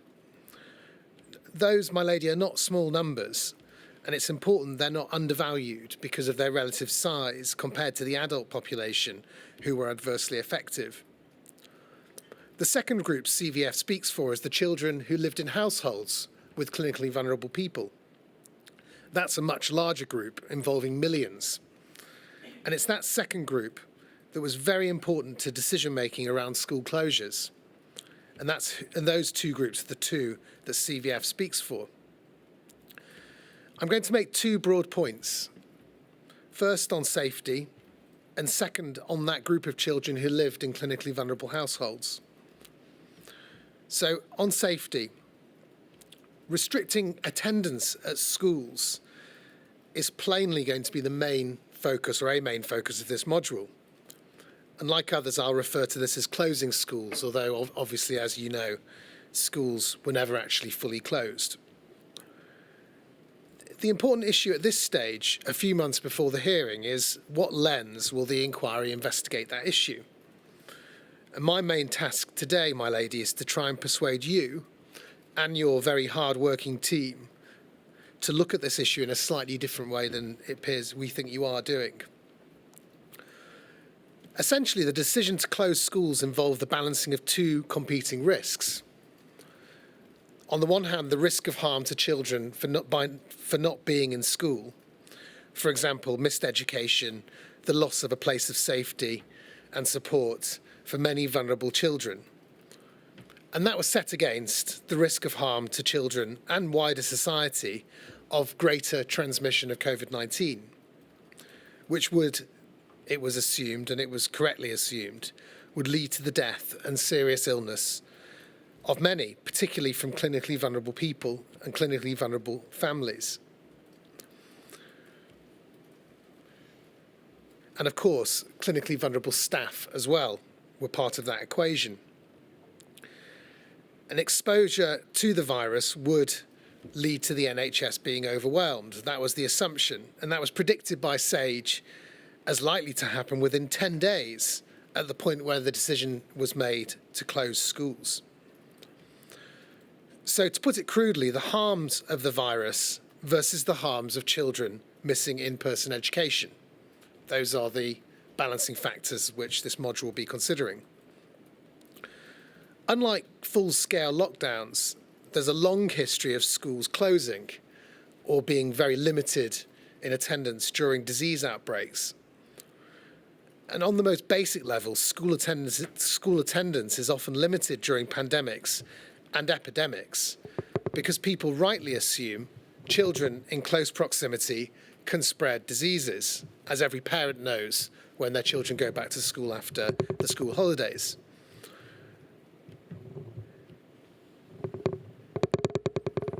And that means that many parents will not send their children to school regardless of whether the school is formally open or not. And that, of course, was already happening on the 18th of March 2020, when the Prime Minister announced schools would mostly become closed. Attendance had already dropped significantly. And that also reflects a historical picture. In the US, during the 1918 flu pandemic, some states closed schools and others did not. But in the states that did not, up to 50% of children were kept away. And that's all important context. It's not necessarily in the gift of the government to decide which children go to school during the pandemic. Parents will also be making their own safety assessments. And it's important, therefore, not to engage in wishful thinking. It's possible to say now, even before the oral hearings and much of the written evidence, that limiting in-person education had a deep, negative, and in some cases lasting impact on children. There were hidden harms as well as obvious ones. But we should be wary of reaching too simplistic a conclusion based on this, that school closures were bad for children, and therefore there shouldn't have been school closures. And I'm not suggesting the inquiry is anywhere close to reaching that kind of simplistic conclusion. The reality is that in a pandemic, school closures will often happen de facto because the public think it isn't safe to send their children to school. And that's particularly people who are clinically vulnerable because they don't want their children bringing the virus back to their home. And if you accept that, then the question becomes, how can we do two things at once? Keep the vast majority of children in in-person education, and at the same time keep them and their families safe from the virus. And we say that's the right question for Module 8 to ask. How can you keep children in school safely? And in order to answer that question, the inquiry must explore a related one. Were schools not safe enough to remain open? And if not, why not? And if you can answer that question, you might be able to keep many, or even most, children at school, even during a pandemic. But if you can't answer that question, a future government will probably discover that parents simply won't send their schools, whatever the policy and whatever they're saying. It's therefore very important to CVF that questions of whether schools were safe and how to make schools safe in future become central to this module. And that the inquiry requests and obtains the evidence to properly investigate it. And that's why CVF wrote to the inquiry alongside the TUC, Long COVID Kids and Long COVID Kids Scotland to request the instruction of a public health and safety expert to consider how school attendance restrictions may be avoided in a future pandemic by improving infection prevention and control measures. And we are grateful that a factual Rule 9 has now been requested from Professor Jim McManus. And we say that's a good start. But we also say that more will be needed. Respectfully, we challenge counsel to the inquiry's approach that it will be too extensive and time-reliant to consider this issue in a broad sense, because it has been considered in other modules. The inquiry in Module 3 instructed multiple experts to consider how health settings can be made safer in a future pandemic. So why not instruct experts, even the same experts, why not the same experts in this module, to consider how to make schools safe? And the conclusions of the IPC experts in Module 3 showed that there was nothing inevitable about public buildings being unsafe. Poor air quality is a choice. Buildings can be made safer by using IPC measures such as mechanical ventilation, air filters, high-quality FFP2, 3 and 3 masks, air quality monitoring, and other innovative technologies, as your lady has heard me say many times in this inquiry. There are also less invasive tests now, which are possible to use by children, even children with special educational needs and disabilities, which would allow for rapid detection and isolation of a small number. And all of that needs to be a central focus of this module, or the inquiry risks concluding that taking children out of school was bad, but not understanding and not communicating to the public how it could realistically be prevented in future. And we note that an addendum report has been requested by an existing expert in relation to long COVID. Why not request one in relation to IPC? The UK risks remaining vulnerable now and going forward, whether to new waves of the existing virus or to future pandemics, and even more so if a future pathogen poses a greater risk to children. Failing to consider this issue properly risks, to borrow from the TUC's excellent submissions, planning for the wrong pandemic. School closures do not have to be an inevitable response to a pandemic. In reality, they will be, unless something is done now to improve the safety of buildings children are educated in. And that is one of the key pieces of wisdom that this inquiry could offer the British public. With all that in mind, as well as proposing the instruction of an expert, we suggest, respectfully, 2 changes to the provisional list of issues. Number 26 in Roman numerals says, what mitigations were put in place to prevent the spread of the virus, and what impact did they have on children's well-being, to include the reduction in extracurricular activities which impacted children from poorer families disproportionately? The concern we have about that line is that it's going to consider the negative impacts without consider the positive impacts of mitigations. And we also propose that under school safety, a new line should be added. What safety measures were put in place to prevent the spread of the virus, whether those mitigations worked, and what infection prevention and control measures could be put in place in future to make schools safer. And secondly, the impact of any failures to put in place adequate safety measures on children and their families. My second and final point is that the inquiry must avoid adopting a Peter Pan view of childhood. It's important to put the impact of children of school closures in its proper context. Children do not exist in a Peter Pan world where they spend all day and night together without adults. A large percentage of children live in a household with a clinically vulnerable person, whether vulnerable to COVID-19 due to their age or underlying health condition or something else. The likelihood of living with a clinically vulnerable person is even greater amongst certain ethnic minority and lower socioeconomic groups who are more likely to live in multi-generational households.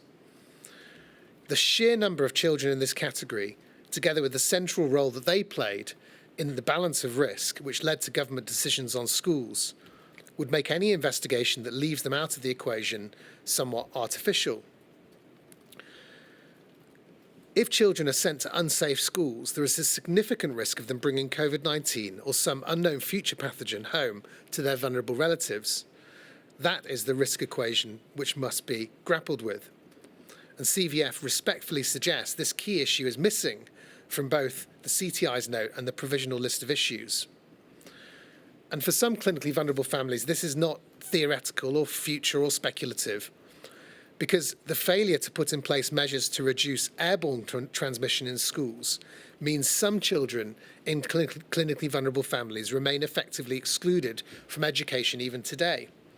And on that, we do ask that when considering the ongoing impact of certain children not going back to school, that should include children from clinically vulnerable families who have remained out of school, as well as the others that were mentioned and that are important.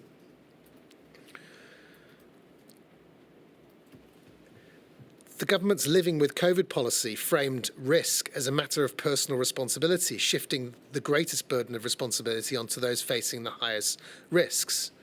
But public health should not rely on individual actions, but collective protection. When it's safe enough for the most vulnerable, it's safe enough for everyone. And that's my point. It's extremely important to CVF and the people it represents that the difficulties they faced and continue to face because of failures to make schools safe are properly reflected. And we therefore respectfully ask that in 4D in the list of issues, the distinct challenge faced by clinically vulnerable children, that is supplemented by and children in clinically vulnerable households. To conclude, this is one of the inquiry's most important modules. And it's of course important to identify harms to children caused by their removal from in-person teaching. But those harms are already fairly well known and accepted. In order to have a genuine lasting impact, we ask that Module 8 also focuses on school safety. Thank you. Thank you very much indeed, Mr. Wagner. Ms. Hannett. My lady, by way of introduction, I appear on behalf of the Long COVID groups. In this module, that's Long COVID Kids and Long COVID Kids Scotland. I'm assisted by Ms. Iyengar and instructed by Ms. Ryan of Bat Murphy Solicitors. Long COVID Kids was established in September 2020 by the families of children who did not recover from COVID-19. They now support over 11,000 children, young people, their families and carers. Long COVID Kids Scotland acts under the umbrella of Long COVID Kids and supports approximately 300 families and carers in Scotland. Together, my client organisations speak for the interests of the almost 66,000 children who've suffered from long COVID symptoms for more than 12 weeks. They look to the inquiry to answer two key questions. First, whether in the face of the long-term sequelae of SARS-CoV-2, the government discharged its legal duties to safeguard children's rights to health and education. And second, how the government should respond in the future to the potential harm a novel virus poses to children and young people. My clients are grateful to have been granted core participant status and look forward to assisting the inquiry in its important work in Module 8. We also extend our thanks to Counsel to the Inquiry for the helpful note and list of issues prepared in advance of this hearing and for the update that was provided this morning. The inquiry has our detailed written submissions, and we know the inquiry will have those well in mind. In the light of the very welcome confirmation this morning that the inquiry has commissioned an addendum report to the earlier Breitling and Evans reports on long COVID in adults to focus on paediatric long COVID, I now only need to focus on one issue, my lady, and that is the draft list of issues. So turning to that, we raised two core points in respect of the list of issues and of the approach of the inquiry that list of issues reflects. The first core point concerns the impact of COVID-19 and long COVID on the physical health of children and young people. My clients welcome the investigation of long COVID as a principal aspect of the pandemic on the physical health of children and young people, but we do, however, urge the inquiry to keep the following 5 points firmly in mind when considering the physical impact of COVID-19 on children and young people. First, COVID-19 causes severe physical harm to children and to young people. It is not, contrary to the view of the governments of all 4 nations, benign for that cohort. Research to understand more about the effects of SARS-CoV-2 on children continues, but we do know that long COVID is a complex, multi-organ disease which causes physiological, social and developmental harm. Our written submissions give the example of a recent study from the United States that found that children and young people with prior SARS-CoV-2 infection are at a statistically significant increased risk of cardiovascular outcomes. Second, the numbers afflicted are growing, and they are significant. Long COVID affects more than 3 times the number of children and young people affected by paediatric diabetes. And this highlights why comparing the rates of long COVID in children with its prevalence in adults is both meaningless and inappropriate. Third, health and other services to respond to the needs of children with long COVID remain inadequate in all 4 nations. There are still no specialised paediatric long COVID services in Scotland, and of the limited paediatric long COVID services available in England, several are currently closing. The long COVID groups welcome the observations of Council to the inquiry this morning about regional variation.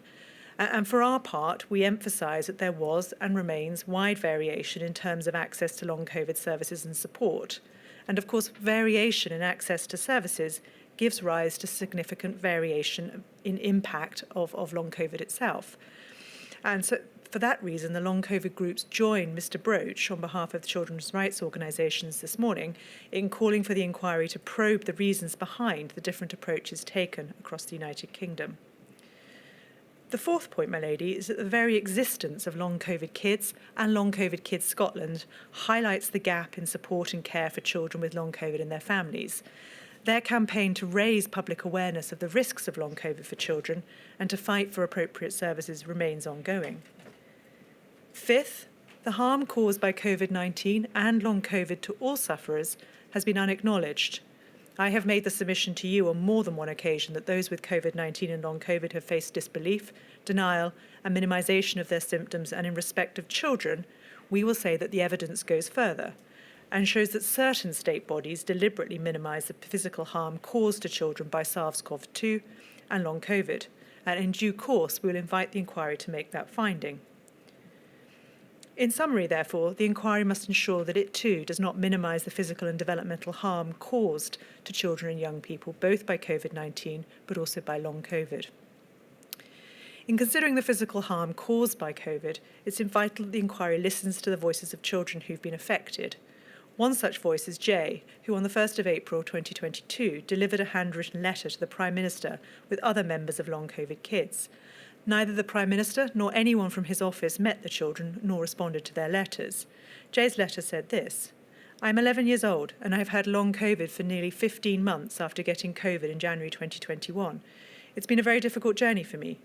Having long COVID means I can't do anything I used to enjoy, like sports, school, walking my dog, and even caring for my bunny. I used to go to dance classes, swimming, gymnastics, karate. I used to go on long walks with my family. I was able to hang out with my friends, go to sleepovers, and I was also able to do a full day at school. I can't do any of that now, and I need a wheelchair as I can't walk long distances. My arm has started to hurt just writing this letter. Now I struggle to do 2 hours of school. It doesn't feel like school anymore. I haven't done a full week or a full day in months. I used to be so excited about the future, but now I don't know what it will be like. Here are some questions I would like to know the answers to. Why isn't there more research into long COVID in children like me? Will you try to help me and the thousands of other children with long COVID to get better? Why won't you or the government make schools safer and decrease the amount of COVID? I am worried about more children getting sick. I've missed a year of school. How will you help me to catch up? And how will it affect my future? I can't even write this letter properly because my hands hurt, so I had to type, and I need my mum to help me a lot because typing this letter has taken me 3 days so far." The second core point we wish to emphasise in respect of the draft list of issues concerns the need to ensure that long COVID is considered throughout the issues raised in the inquiry and is not siloed as only a matter affecting the physical health of those children it afflicts. The experiences of the members of Long COVID Kids and Long COVID Kids Scotland shows that the effects of long COVID touch all aspects of their development, their ability to attend school, to engage in sport and hobbies, and to socialise with their friends and families. Long COVID touches on all aspects of a child's life. To this end, we endorse the submissions made by other call participants, in particular the children's rights organisations, the TUC and CVF, who call for an investigation of the safety of schools and educational settings to reduce the transmission of airborne viruses such as SARS-CoV-2. The inquiry heard the former Prime Minister, Boris Johnson, describe schools as terrific reservoirs of virus in Module 2. We do say that making schools safe now is necessary to prevent more children acquiring long COVID, but also to ensure that children who have long COVID already do not face the additional risk of reinfection and thus the worsening or recurrence of their long COVID symptoms. This therefore remains a current issue as well as a matter for a future as yet unknown pandemic. For these reasons, we welcome ILT's confirmation that Jim McManus will provide a Rule 9 statement regarding his work on ventilation in schools during the relevant period, and look to the inquiry to provide robust recommendations for the improvement of IPC measures in all educational settings. In paragraph 14 of our written evidence, we identify a limited number of additions or amendments we invite the inquiry to make to the draft list of issues, and we invite the inquiry to make those changes. In conclusion, then, my lady, we look forward to assisting the inquiry in the Module 8 hearings later this year, and in particular in helping the inquiry to answer the two key questions I raised at the outset of my submissions. Unless I can assist further, my lady, those are our submissions. Thank you very much indeed, Ms. Hannett. Very grateful. Mr. Jacobs. My lady, these are the submissions of the Trades Union Congress. Our written submissions and these oral submissions focus on what my clients see as the pitfalls of this module's narrow focus on restricting attendance at schools, the school closures point, and this module being a missed opportunity to properly examine and learn the lessons of how to keep schools fully open safely. We raise it as relevant to the list of issues, to the evidence gathered, and to the issues to which attention is given in the hearings, and we note that we speak as one voice with several other of the core participants. By way of summary of the concerns as to the focus on the decisions to restrict attendance at schools, first, we detect a creeping presumption that to restrict or not to restrict school attendance is always a meaningful choice, but that presumption is a false one. One of the few sure things about the next pandemic is that the characteristics of the virus will be different to the last. The characteristics of the virus precipitating the next pandemic in terms of transmissibility and lethality and other physical consequences may well be of a nature that unrestricted attendance at schools is either not at all realistic or not at all necessary. So in that context, anxious and narrow focus on the issue in the specific context of COVID-19 is really an exercise in preparing for the last pandemic rather than the next. Second, though restricting school attendance quite clearly has significant and adverse impacts on children, an overly simplistic steer from an inquiry that those impacts weigh heavily against restricting attendance risks being positively harmful. Now is not the time to rehearse some of the considerations examined in Module 2 as to the epidemiological management of a pandemic. However, it is clear that effective pandemic response in terms of low deaths and limiting long-term impact across society, including for children, may best be served by early action. Firmer and earlier non-pharmaceutical interventions may lessen the impact in the long run. And in our written submissions, we point to the example of New Zealand, which acted early with an early lockdown and ultimately far less disruption in schools. As we have observed elsewhere, in the COVID-19 pandemic, the seeds of chaos in schools were sown with a keep schools open at all costs approach going into the autumn term of 2020. And that resulted ultimately in a series of late, chaotic and counterproductive decisions in relation to schools over the following year. In pandemic response, bold and early may be the way forward, but bold and early may be frustrated by school restrictions either being taken out of the toolbox or being put in the category of absolute last resort. Third, in focusing so closely on the impacts of restricting attendance, the impact of the counterfactual of unrestricted attendance has a tendency to be lost. As in our written submission, it has been estimated that 13,000 children in the UK were orphaned by the pandemic. Children are not insulated from death rates across society or the local hospital or care home being overrun. Keeping schools open at all costs may have costs for children also. It's the Peter Pan point made a few moments ago. There are also, of course, the physical consequences of infection on children in terms of fatalities, hospitalizations, long COVID, all of which will inevitably be different and possibly even greater in the next pandemic.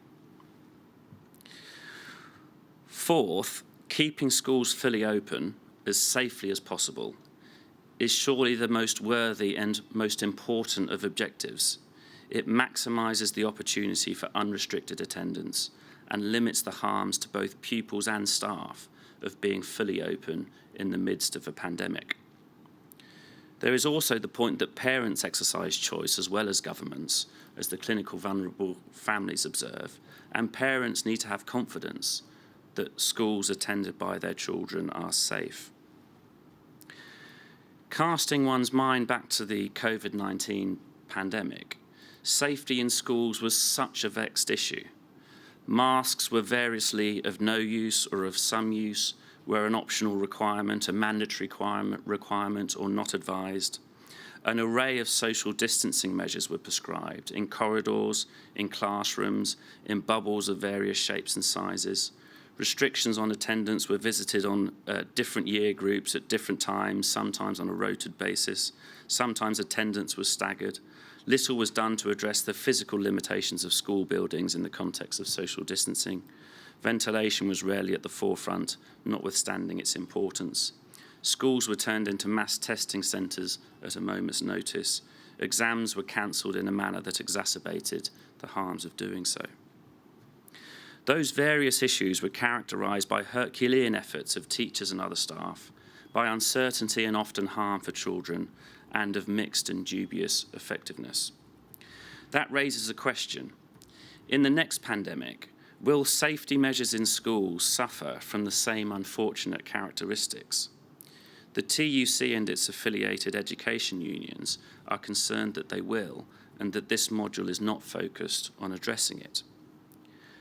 One answer to these observations might be that Module 2 was a module concerned with decision-making, and this, in contrast, is an impacts module focused on the impact on children. That does indeed appear to be the approach, but the consideration of decision-making in education in Module 2 was limited, and this module is the last and important opportunity to address these issues. Ms. Dobbin, King's Counsel, touched on these issues this morning, and one of her observations was that this, quote, cannot be an inquiry about how the entire school system can be future-proofed against a future pandemic, unquote. My lady, respectfully, we say that is problematic. Is it not the case that future-proofing against a future pandemic is precisely why we are here and why this inquiry exists? The observation really demonstrates our point. We say that focusing narrowly on restricting school attendance doesn't really help the education sector prepare for the next pandemic, but the Module 8 team says that is not what this module is about. In other modules, this inquiry asks, unashamedly and in fulfilment of its terms of reference, how can the health sector be better prepared for the next pandemic? How can the social care sector be better prepared for the next pandemic? How best can we as a nation be prepared for the production of vaccines and for a test and trace system? And it should, in our submission, also ask, how can schools and the education sector be better prepared for the next pandemic? And that must include how to operate them safely. We do welcome the evidence being gathered on ventilation as described by Ms. Dobbin this morning, but we say that is not in itself sufficient. Broader expert evidence is necessary, which studies and brings together the evidence and considers the lessons to be learned, and on a far broader range of issues than ventilation, though that is important. And we say that there needs to be a committed focus on these issues at the hearings. My lady, those are the submissions for the TUC. Thank you very much indeed, Mr. Jacobs. I endorse the comments made by Ms. Dobbin earlier. All the submissions have been extremely interesting and constructive, and I'm very grateful to everyone. I shall obviously consider what I've heard today and the materials submitted in writing before reaching any conclusions, having also consulted the inquiry legal team. Ms. Dobbin, I think that concludes our business for this morning. My lady, it does, unless I can help you further with anything. I'm very grateful to everybody. Thank you very much indeed.